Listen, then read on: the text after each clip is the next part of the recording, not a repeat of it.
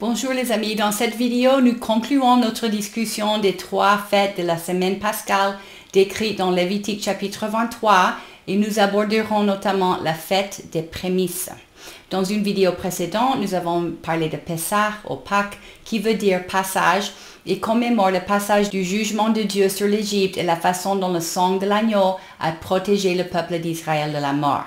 Et la vraie signification des Pâques est accomplie en Jésus-Christ, le vrai agneau pascal qui a versé son sang pour nous sauver de la mort et nous libérer de l'esclavage du péché. Et dans Exode chapitre 12, Dieu dit de fêter Pessah, le 14e jour du mois de Nissan, et cette année en 2023, ce jour est tombé le mercredi 5 avril dans le calendrier grégorien. Et puis dans ma vidéo 27, nous avons parlé de la fête de pain sans levain, une commémoration qui dure 7 jours et commence le lendemain, soit le 15 Nissan. Et dans le calendrier grégorien, cette année, le 15 Nissan a débuté au coucher du soleil le même 5 avril, car les jours du calendrier hébreu commencent au coucher du soleil. Et la fête des pains sans levain est accomplie par Jésus-Christ qui fut enterré le 15 Nissan. Et pour plus de détails sur la signification de ces fêtes pour nous, je vous mets les liens vers ces vidéos ci-dessous. Puis Jésus-Christ est ressuscité le jour de la fête des prémices. Regardons la façon dont Dieu nous dit d'observer cette fête au Lévitique chapitre 23. L'Éternel dit à Moïse, « Transmets ces instructions aux Israélites. Quand vous serez entrés dans le pays que je vous donne et que vous y ferez la moisson, vous apporterez au prêtre la première gerbe de votre moisson. Il fera avec la gerbe le geste de présentation devant l'Éternel afin qu'elle soit acceptée. Il fera le geste de présentation le lendemain du Shabbat. Le jour où vous présenterez la gerbe, vous offrirez en holocauste à l'Éternel un agneau d'un an sans défaut. Vous y joindrez une offrande de 4 litres et demi de fleur de farine pétrie à l'huile, comme offrande passée par le feu, dont l'odeur est agréable à l'Éternel, et vous ferez une offrande d'1 litre de vin. Vous ne mangerez ni pain, ni épis rôtis au broyé, jusqu'au jour même où vous apporterez l'offrande à votre Dieu. C'est une prescription perpétuelle pour vous au fil des générations, partout où vous habiterez. Juste avant ce passage en Lévitique, Dieu établit les dates des Pâques et de la fête de pain sans levain. Pâques est observé le 14 Nissan, puis la fête de pain sans levain commence le 15 Nissan et dure 7 jours jusqu'au 21 Nissan. Pendant ces 7 jours, il y a forcément un Shabbat, c'est-à-dire un samedi quelque part, n'est-ce pas? La fête des prémices est observée le lendemain du premier Shabbat régulier après Pâques. Pour cette raison, elle est observée à une date variable selon l'année. Et je dis Shabbat régulier car il y a aussi des jours de repos spéciaux. Par exemple, le 15 Nissan qui marque le commencement de la fête des pains sans levain est un jour de repos, même lorsqu'il ne tombe pas un samedi. Par Shabbat régulier, je comprends samedi. L'année où Jésus s'est offert en sacrifice, la fête des prémices est tombée 3 jours après Pâques, soit le 17 Nissan, car nous savons qu'il est ressuscité au 3e jour. Nous célébrons la résurrection de Jésus le dimanche, car le dimanche est le lendemain du Shabbat ou le lendemain du samedi.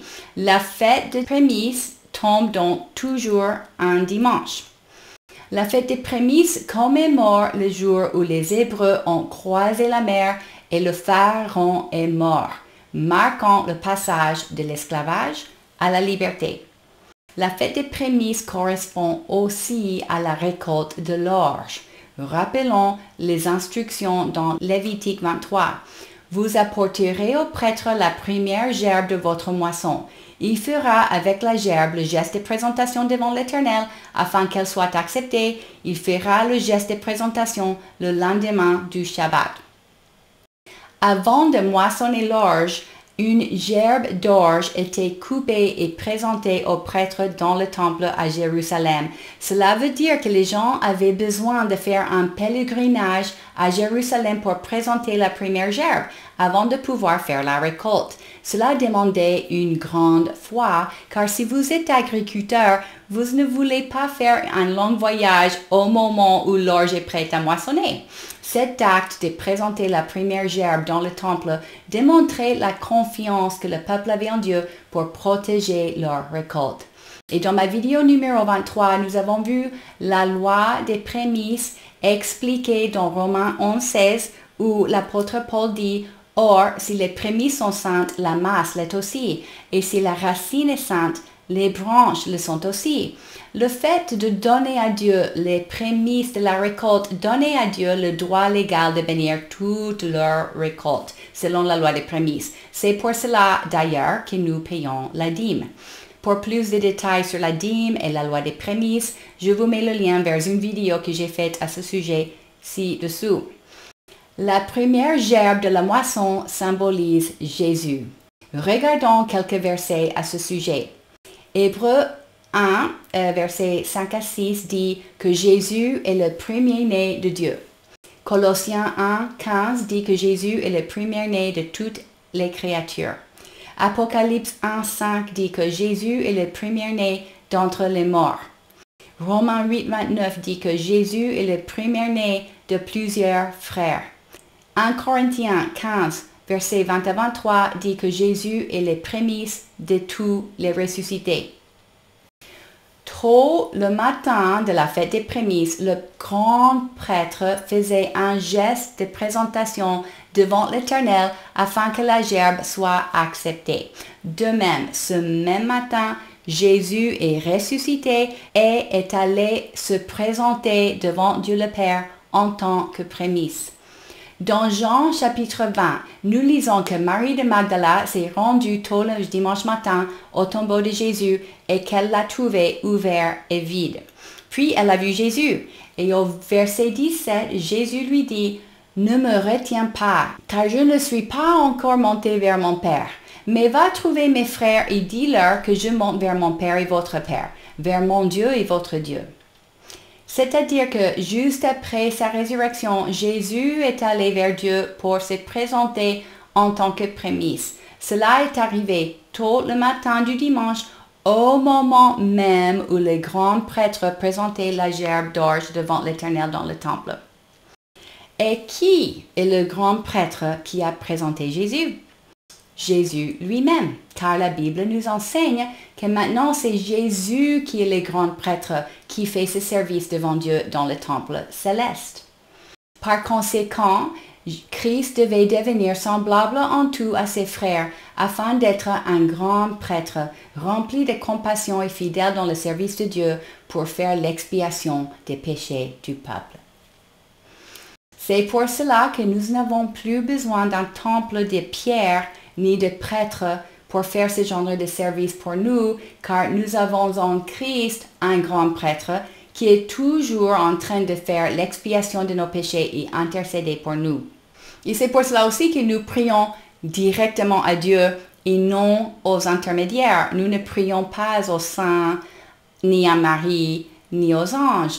Nous prions à Dieu et notre unique intercesseur et intermédiaire est Jésus. Il est le grand prêtre et le sacrifice parfait qui nous purifie en perpétuité de nos péchés pour nous présenter juste devant Dieu. Et pour revenir au sujet de la loi des prémices, nous avons vu que Dieu peut sanctifier toute la récolte si nous lui donnons la première partie. La Bible appelle le sauvetage des personnes du royaume des ténèbres une récolte d'âmes. Et la récolte d'orge symbolise la récolte d'âmes juifs, qui sont les premiers à être sauvés. Rappelons-nous le fait que Jésus et ses disciples étaient juifs, donc les premiers chrétiens étaient juifs et sont symbolisés par la récolte d'orge. Et qu'en est-il des personnes qui aimaient Dieu mais qui sont morts avant la venue du Christ? Bon, Dieu avait dit depuis le début qu'un sauveur descendrait d'Ève pour écraser la tête du serpent et nous libérer de la malédiction qui s'est emparée de la terre suite au péché d'Adam. Les Hébreux savaient des Écritures que le Messie allait venir et ils ont placé leur foi dans cette promesse, c'est-à-dire qu'eux aussi sont sauvés grâce à leur foi en Jésus-Christ. La récolte d'orge était la première récolte de l'année, alors Jésus est les prémices de toutes les récoltes, y compris celles des non-juifs. C'est pour cela que la Bible dit que Jésus est le premier-né de plusieurs frères et les prémices de tous les ressuscités. Voilà pourquoi Dieu peut sanctifier toute l'humanité d'un point de vue légal. Jésus est saint, alors Dieu peut nous sanctifier tous selon la loi des prémices. Et c'est par la loi des prémices aussi que nous pouvons être déclarés saints, même si dans la chair, nous continuons à déraper parfois. La Bible dit que si nous plaçons notre confiance au sacrifice de Jésus, nous sommes nés de Dieu et participants de la nature divine. Notre esprit est donc saint car nous sommes unis au Christ et celui qui est uni au Christ est un seul esprit avec lui. Selon la loi des prémices, si la première part est sainte, tout le reste l'est aussi. Notre sanctification est donc une affaire légale. Même si nous sommes imparfaits et nous commettons des erreurs et parfois nous cédons à la tentation de désobéir, légalement, nous pouvons être déclarés justes. Cela dit, ne soyez pas dupes, ne croyez pas le mensonge selon lequel vous pouvez volontairement rester dans le péché et être justifié en même temps. Dieu est un Dieu légal, il ne va jamais violer votre libre arbitre. Si vous êtes en rébellion volontaire contre lui, vous bloquez son action car il ne peut pas vous donner quelque chose que vous refusez d'accepter.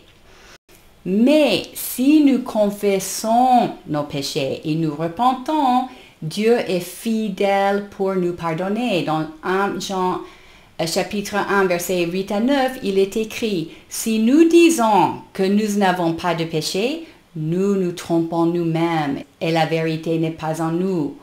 Mais si nous reconnaissons nos péchés, il est fidèle et juste pour nous les pardonner et pour nous purifier de tout mal. » La fête des prémices est une opportunité de nous rappeler l'horrible état d'esclavage dont Dieu nous a sauvés et d'être reconnaissant du nouveau commencement qu'il nous a donné.